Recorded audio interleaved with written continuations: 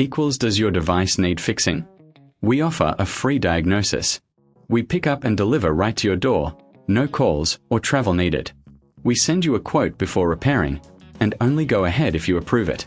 Easy, transparent, and professional. Link in description. To start, gather your tools, a screwdriver, a new battery, and a soft cloth for cleaning. First, turn off the Conga 3690 and unplug it. Remove the screws on the back panel using your screwdriver. Keep these screws safe, you'll need them later.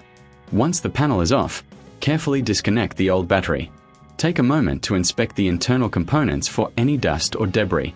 A visual check can prevent future issues. Now, connect the new battery, ensuring it fits snugly. Before sealing the panel, use the soft cloth to wipe down any surfaces inside. This helps maintain optimal performance. Once everything is clean, replace the back panel and secure it with the screws. Remember, if you need assistance, we offer professional diagnosis without obligation. Plus, enjoy pickup and delivery at your home. No calls, no travel, just a simple quote before repair.